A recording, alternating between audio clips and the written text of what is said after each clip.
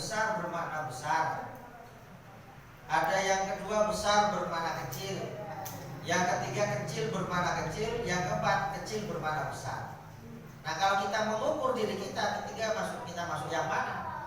Besar bermakna besar. Lembaganya besar, santri misalnya muridnya banyak, fasilitasnya lengkap, punya kualitas yang baik, punya kualitas yang terukur. Itu namanya besar bermakna besar. Kita tahu di Banyuwangi ada pondok pesantren Brogabung, ada pondok pesantren yang besar-besar yang punya kualitas besar juga. Ada juga yang besar bermakna kecil. Lembaganya besar, santrinya banyak, misalnya muridnya banyak, tapi tidak punya nilai kualitas yang bisa diandalkan di masyarakat. Tidak ada nilai yang bisa diambil dari alumni-alumninya, maka bermakna besar bermakna kecil. Ada kecil bermakna besar. Meskipun santrinya sedikit, kalau kita contohkan misalnya seperti santrinya Kiai Holil Bangkalan, santrinya sedikit dan sebesar pondok-pondok yang nanti kita tahu. Tapi semuanya bermakna besar, punya kualitas besar. Meskipun santrinya sedikit, dulu tidak banyak dikenal, tapi kehebatan Kiai Holil Bangkalan itu dikenal karena santri-santrinya luar biasa.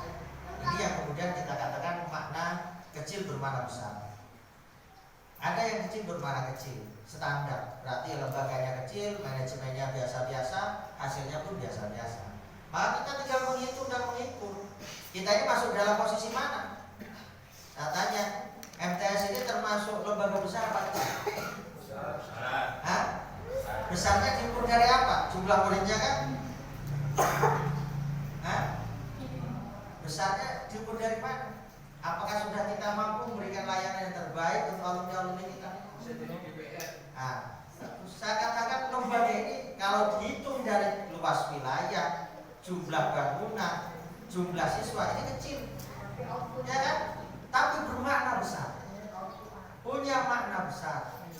Meskipun kalau kita hitung luas tanahnya dengan SMP 1 Singojuru kalah jauh, kemudian siswanya juga kalah jauh, kuantitasnya kalah jauh, fasilitasnya kalah jauh, tapi kita punya makna yang besar. Kenapa? Karena dengan adanya MTS ini mampu melahirkan tokoh-tokoh yang bisa bermanfaat, yang bisa diandalkan, yang mampu mewarnai kancah di kabupaten. Berarti kita ini masuk pada kategori kecil bermakna besar. Bagaimana ke depan kita punya obsesi besar bermakna besar? Itu yang paling penting. Sehingga seorang pemimpin itu dibutuhkan apa? Dibutuhkan visi misi. Seorang pemimpin itu dibutuhkan ide-ide cerdas dalam rangka mau dibawa kemana lembaga ini.